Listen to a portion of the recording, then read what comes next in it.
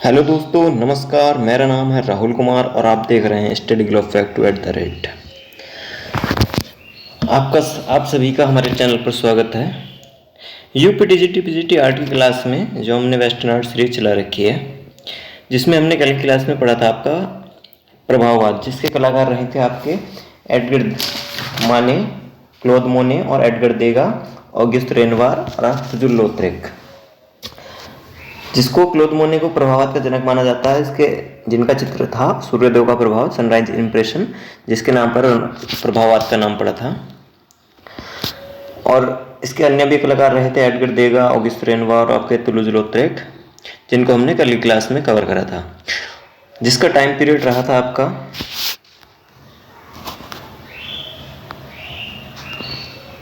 1870 से 1890 ईस्वी तक। और जो आज का टॉपिक है आपका नव प्रभाववाद, जो प्रभाववाद के बाद आता है, जिसका टाइम पीरियड है आपका 1886 से 1906 ईस्वी तक, जिसमें कलाकार हैं आपके जॉर्ज सोरा हैं, पॉल सिन्याक हैं, हेनरी क्रिश हैं।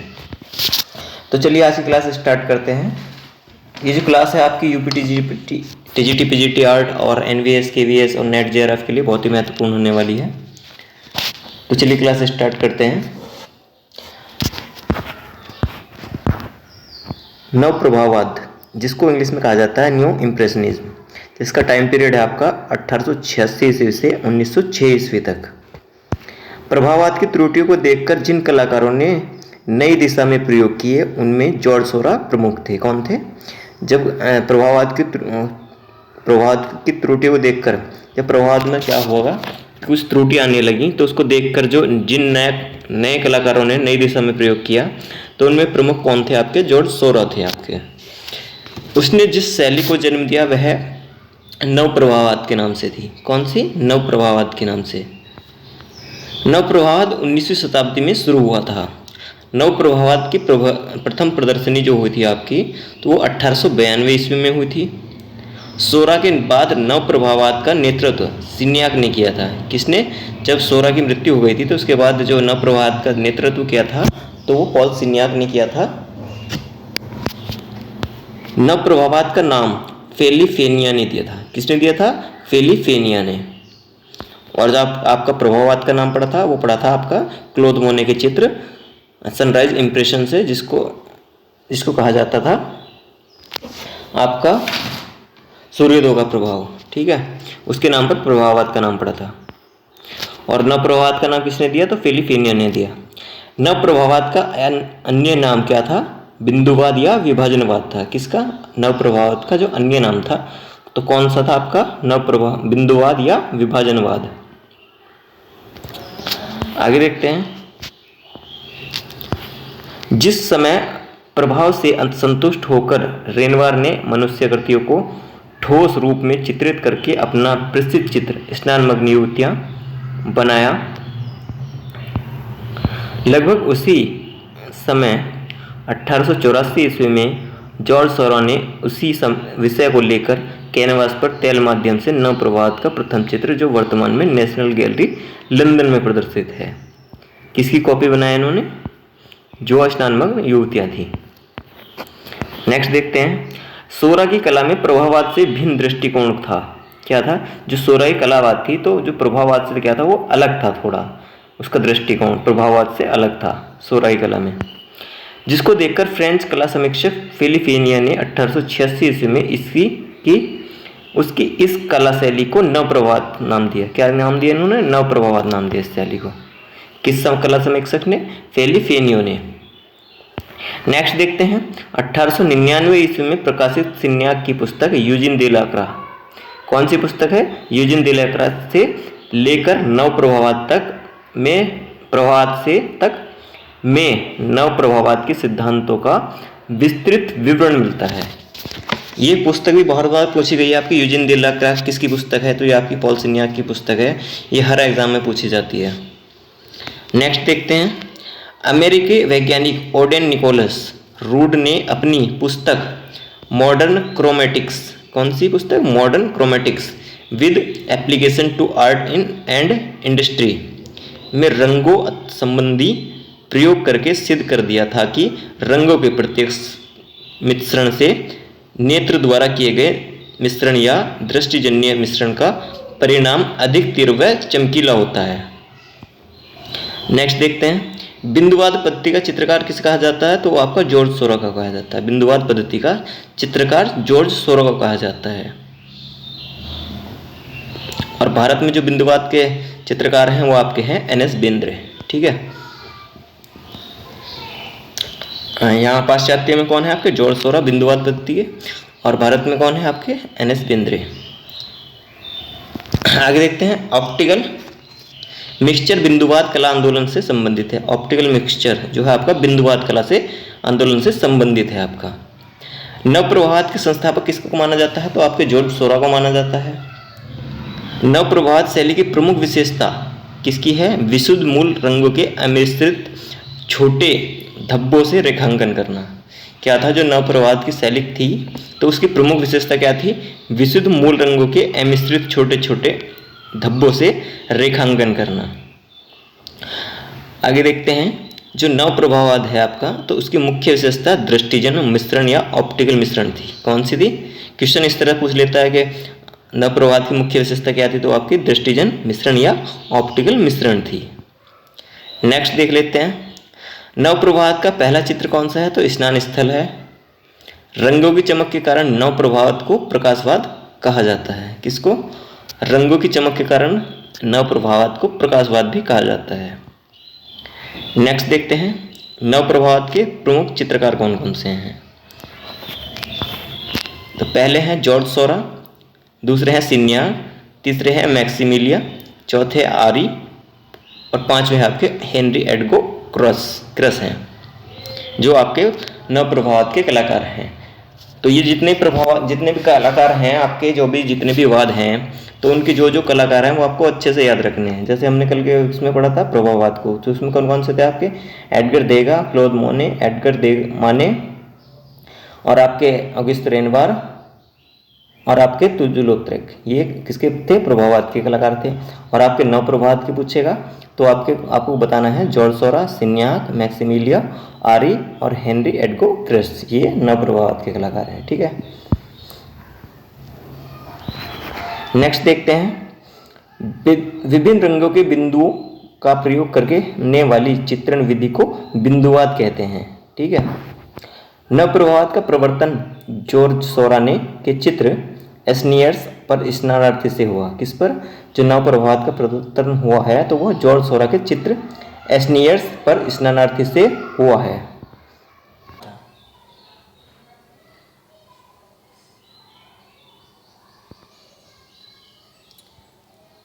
क्या कहा गया था इसको? दाबाथर्स भी कहा गया था स्नान स्थल को। किसी रंग के साथ साथ छाया से में उसके पूरक अथवा विरोधी रंग का भी दिखाई देना युगपद्धत्व का सिद्धांत है। क्या है? किसी रंग के साथ साथ छाया में उसके पूरक अथवा विरोधी रंग का भी दिखाई देना क्या है? युगपद्धत्व का सिद्धांत है। इस सिद्धांत को सेवरूल वैज्ञानिक ने प्रतिपादित किया था। किसने सिद्धांत को प्रतिपादित किया था? सेवरूल वैज्ञानिक ने। नेक्स्ट देखते हैं, नवप्रभाववादी कलाकारों के विषय प्राय होते थे। कौन कौन से? अभिनेता, नर्तकियां, दरबारी, गणितकाय, नाटकों के पात्र, प्रेमी युगल, प्राकृतिक दृश्य तथा लोक जीवन।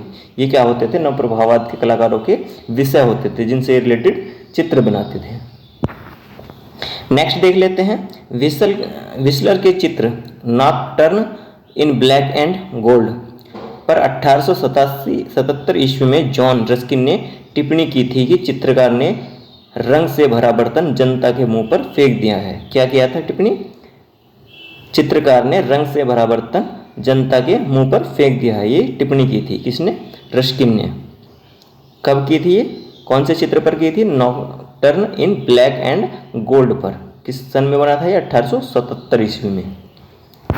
नेक्स्ट देख लेते हैं, ला ग्रैंडे जेते द्वीप पर एक रविवासरीय अपराह्न स्यूरा यानी सोरा, कहीं कहीं आपका जोड़ सोरा मिलेगा, कहीं कहीं सोरा मिलेगा आपको लिखा है। ठीक है, की रचना की है। नेक्स्ट देखते हैं, painting is the art hollowing at surface. यह कथन किसका है? तो स्यूरा सोरा का है। Painting is the art hollowing at surface. Next है इनका ऑप्टिकल मिक्सचर बिंदुवाद कला आंदोलन से संबंधित है ये। रंगों का प्रकाशीय मिश्रण नव प्रभावाद से संबंधित है। हेनरी रूसो कलाकार जंगल के दृश्यों के लिए विशेष प्रसिद्ध है। कौन है? हेनरी रूसो कलाकार जंगल के दृश्यों के लिए विशेष प्रसिद्ध है। रूड के इस आविष्कार से नव प्रभाववादियों को नई प्रेरणा मिली और उन्होंने रंगों के प्रत्यक्ष मिश्रण के स्थान पर भिन्न मूल रंगों के धब्बों को समीप अंकित करके मिश्रित रंग का प्रभाव चित्रित करना शुरू किया था। आगे देखते हैं। प्रभाववाद और नवप्रभाववाद में यह अंतर था कि प्रभाववाद में प्रकाश व वातावरण का मुख्य विषय था, जबकि नवप्रभाववाद में आपका मानवाकृतियां व वस्तुओं को सरलीकृत ठोस आकारों में चित्रित करना था। नेक्स्ट देख लेते हैं। बिंदुओं द्वारा नवप्रभाववादी चित्रण के कारण इसका नाम क्या था? बिंदुवाद या विभाजनवाद पे पड़ा। रंगों की चमक के कारण नवप्रभाववाद का नाम प्रकाशवाद भी पड़ा। ठीक है, आगे देखते हैं। नवप्रभाववादी आंदोलन के प्रमुख कलाकारों में शोरा, सिन्याक, सिसले तथा पिसारो क्या थे इत्यादि थे। अब पहले कलाकार देख लेते हैं इसमें जॉर्ज सोरा, जिनका टाइम पीरियड रहा है आपका 1859 और 1891 ईस्वी तक। ये जो हमने पढ़ा है जो नव प्रभाववाद है इसके विषय पढ़ा हमने। अब उसके जो कलाकार हैं उनको पढ़ेंगे। ठीक है, तो देख लेते हैं। सोरा का जन्म कब हुआ? तो 2 दिसंबर 1859 ईस्वी को पेरिस में फ्रांस में हुआ था। कब हुआ था? पेरिस फ्रांस में हुआ था इनका 2 दिसंबर 1859 को। नेक्स्ट देख लेते हैं। सोरा की कला शिक्षा शास्त्रीयवादी कलाकार अंग्र के शिष्य हेनरी लेहमन के निर्देशन में पूरी हुई थी। क्या हुई थी? जो सोरा की कला शिक्षा कहाँ हुई थी? शास्त्रीयवादी कलाकार अंग्र के शिष्य कौन थे? हेनरी लेहमन के निर्देशन में वो पूरी हुई थी। प्रभाववाद का प्रथम विरोध स्वतंत्र कलाकारों के सैलून में सोरा द्वारा आयोजित 1884 ईस्वी की एक प्रदर्शनी में मिलता है। क्या हुआ है? प्रभाववाद का जो प्रथम विरोध स्वतंत्र कलाकार थे तो उनके सैलून में सोरा द्वारा आयोजित 1884 ईस्वी में एक प्रदर्शनी में मिलता है। फ्रेंच रसायन शास्त्री मिशेल यूजीन सेवरुल ने सूर्य के रंगों को प्रिज्म द्वारा विखंडित करके इंद्रधनुषी रंग योजना, जिसमें कुल 7 रंग होते हैं, के प्रयोग में सहायता दी, जिससे सोरा को काफ़ी प्रेरणा मिली। उसी समय ओडेन रूड के रंग संबंधी प्रयोग ने भी सोरा को प्रभावित किया था। नेक्स्ट देख लेते हैं। गॉगिन को सोरा की अंकन पद्धति बिल्कुल नहीं भाती थी। जो गॉगिन थे, पॉल गॉगिन जो थे आपके, वो उत्तर प्रभाववाद के कलाकार थे। तो उनको क्या थी? सोरा को की अंकन पद्धति बिल्कुल नहीं भाती थी। उसने सोरा को उपहास में हरा रसायन शास्त्री कहा। वह उसकी अंकन पद्धति को रिप्पी पॉइंट भी कहा। क्या कहा? रिप्पी पॉइंट भी कहा। आगे देखते हैं। सन 1884 ईस्वी में सोरा ने अपना सबसे बड़ा व विख्यात चित्र ला ग्रांद जात द्वीप में रविवासर अपराह्न को आरंभ किया था। किसने? सोरा ने। सबसे बड़ा विख्यात चित्र है इनका ये। कौन सा? ला ग्रांद जात। कब बना ये? 1886 ईस्वी में पूर्ण हुआ। पूर्ण करके स्वतंत्र कलाकारों के सैलो द अंधे पांदा में प्रभाववादियों की अंतिम प्रदर्शनी में प्रदर्शित हुआ है इनका। नेक्स्ट देखते हैं। सोरा की जो रंगांकन पद्धति थी उसको क्या कहा गया था? बिंदुवादी पद्धति कहा जाता था।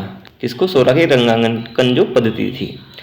सोरा की कला चित्र संयोजन की दृष्टि से पुंस और जापानी कला का प्रभाव है। बिंदुवाद का कलाकार किसको कहा जाता है? तो सोरा को कहा जाता है। सिन्या की अंकन पद्धति सोरा ने से अधिक स्वच्छंद व मुक्त थी। क्या थी? सिन्या की जो अंकन पद्धति थी वो सोरा से क्या थी? अधिक स्वच्छंद व मुक्त थी। नेक्स्ट देखते हैं। देगा ने इस चित्र का विरोध किया और इसे रोमांटिकवाद प्रभाववाद कहा। क्या कहा इसको देगा ने? रोमांटिक प्रभाववाद कहा। इस चित्र को देखकर कला समीक्षक यूइमा ने उपहास में लिखा, इस चित्र के ऊपर जो रंगीन मक्खियाँ बैठी हैं उनको हटा दो और आप देखेंगे कि उनके नीचे कुछ भी नहीं है, न कि कोई विचार न कोई आत्मा।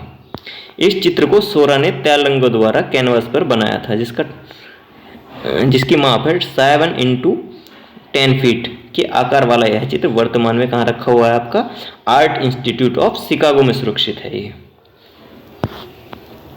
नेक्स्ट देखते हैं, यह चित्र सोरा का एक अन्य सुप्रसिद्ध चित्र कौन सा है? सर्कस। सर्कस जो है कई बार पूछा गया, हर एग्जाम में पूछा जाता है, आपका टीजीटी पीजीटी में भी, आपका एनवीएस केवीएस और डीएसएसबी में भी, स्टेट में भी पूछा गया है। कौन सा? सर्कस। सर्कस किसका चित्र है ये आपका? सर्कस जो चित्र है वो जॉर्ज सोरा का है, जो इनका सुप्रसिद्ध चित्र हर जगह हर बार पूछा जाता है। जो जितने भी आपके कलाकार हैं उनके जो सुप्रसिद्ध चित्र हैं वो किसने बनाए हैं, कौन से वाद में बने हैं और कहाँ रखे गए हैं, ये आपको अच्छे से याद करना है एग्जाम के पॉइंट ऑफ व्यू से, ठीक है। तेल रंगों से कैनवास पर उसने इस चित्र को वर्ष 1891 ईस्वी में बनाया था। इस चित्र में दौड़ते हुए अश्व पर अपने करतब दिखा दी एक सुंदर चित्री है, सुंदरी है। क्या है इस पर? जो एक दौड़ता हुआ अश्व है उस पर करतब दिखाती एक सुंदरी है, चित्रित है। किस पर? सर्कस पर। वर्तमान में यह चित्र कहाँ है? तो म्यूसिया ओर्साई पेरिस में सुरक्षित है ये आपका। नेक्स्ट देख लेते हैं, सोरा के प्रसिद्ध चित्र कौन कौन से हैं? ग्रांचात द्वीप में रविवासर अपराह्न, a Sunday afternoon on the island of the La Grande Jatte. Next है इनका सर्कस, श्रृंगार मेकअप, मंच नृत्य स्टेज डांसिंग, भिन्न मुद्राएं जिसको डिफरेंट बॉडी लैंग्वेज भी कहा जाता है। एक चित्र इनका स्नान स्थल भी है, ठीक है। अब देख लेते हैं सिन्याक। सिन्याक जो अगले कलाकार हैं, चित्रकार हैं, ठीक है। पॉल सिन्याक नवप्रभात का सबसे मेहनती सदस्य था। इसके साथ ही वह उत्तर प्रभाववाद, पॉइंटिलिज्म, द डिविजनिज्म, कलावाद से भी जुड़ा हुआ था, ठीक है। पॉल सिन्याक का परिचय सोरा ने 1884 ईस्वी की स्वतंत्र कलाकारों की प्रदर्शनी में हुआ था। किसका परिचय? पॉल सिन्याक का परिचय कब हुआ था सोरा से? तो 1884 ईस्वी की स्वतंत्र कलाकारों की प्रदर्शनी में हुआ था। सिन्याक ने कला के सिद्धांत पर कई महत्वपूर्ण पुस्तकें लिखी, जिनमें से 1899 ईस्वी में प्रकाशित यूजिन दे ला क्राक से नवप्रभात तक प्रमुख है। 1908 ईस्वी से 26 साल तक सिन्याक सोसिएते द अंदेपांदा के अध्यक्ष रहे थे। कौन? सिन्याक। सिन्याक की अंकन पद्धति जो है सोरा से अधिक स्वच्छंद व मुक्त थी। उसने मानवाकृतियों के बजाय प्राकृतिक दृश्यों का अधिक चित्रण किया है। किसने? सिन्याक ने। अब इनके चित्र देख लेते हैं कौन कौन से हैं। सिन्याक के जो प्रमुख चित्र हैं वो आपके द टाउन बीच 1878 ईस्वी है, woman at the wall well है जो 1892 ईस्वी में बनाया। एक इनका पोर्ट्रेट है जो इनके ये चित्र हैं। तो आज की क्लास यहीं तक थी, ठीक है, जिसमें हमने आज की क्लास में पढ़ा नवप्रभात को, जिसके मैं जॉर्ज सोरा को पढ़ा, हमने पॉल सिन्याक को पढ़ा। अगर आपको इसको पीडीएफ में पढ़ना है तो हमारी वेबसाइट है studyglobal.com के नाम से, जिसका लिंक हमने चैनल के बायो में दिया हुआ है, तो ये पोस्ट आपको वहाँ मिल जाएगी। इसको भी आप आसानी से वहाँ पढ़ सकते हैं। इसको पोस्ट को हम दिखाते हैं कहाँ पर डाली हुई है हमने।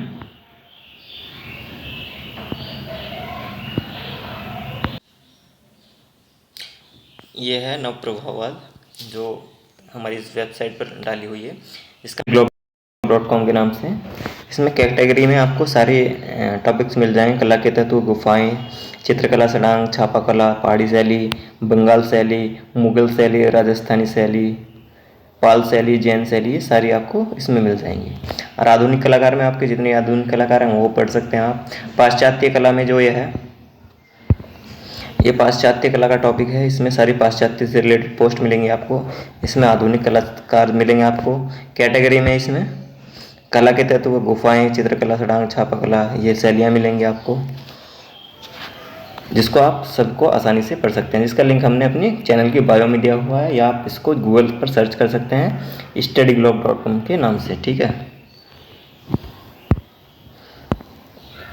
इसको ओपन कर लेते हैं। इसको पढ़ सकते हैं, ठीक है।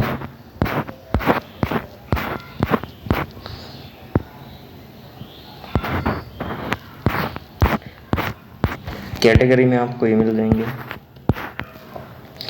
पाश्चात्य कलाकार की सारी टॉपिक्स मिल जाएंगे आपको।